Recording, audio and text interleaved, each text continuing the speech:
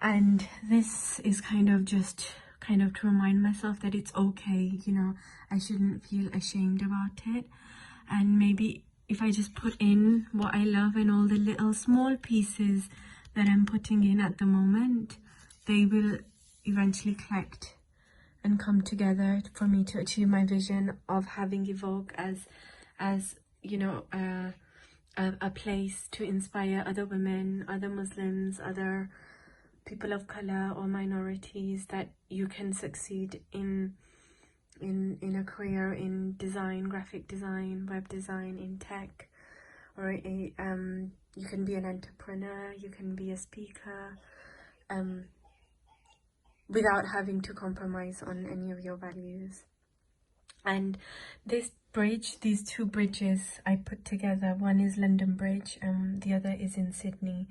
and both are two locations, like Australia and London have been like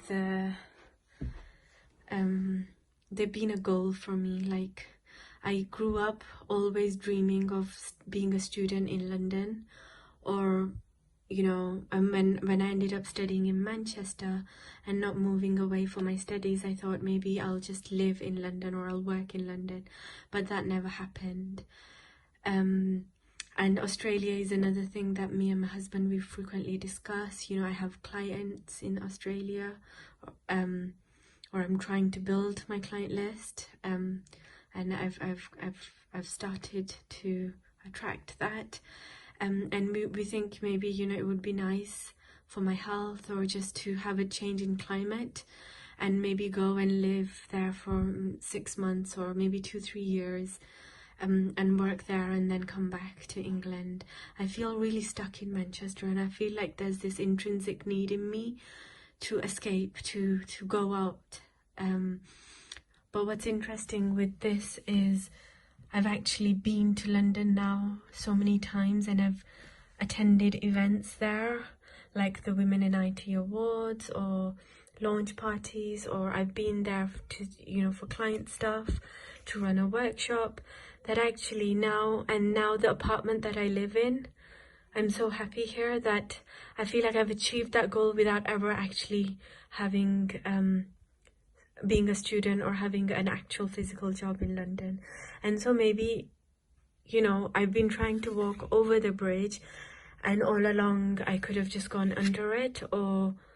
you know, I've been under the bridge looking over and wanting to be on it, but maybe I can get to the other side without ever having to go on that bridge. And yeah, so Evoke is all about breaking the rules, doing things differently, breaking stereotypes. One of the biggest obstacles with my health is not being able to walk. And just yesterday, on Tuesday, I was out on my mobility scooter and it kept malfunctioning, and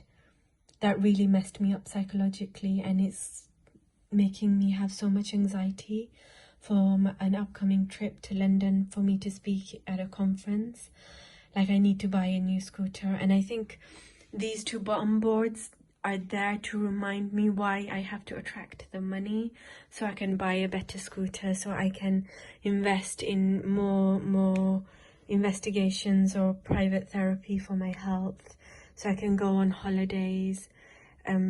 So maybe one day I'll be able to walk in nature without needing a scooter. You know, I used to love hiking and walking in nature, but now I'm very limited to what my scooter can do, and my scooter really cannot handle any inclines, bless her. And then this one here is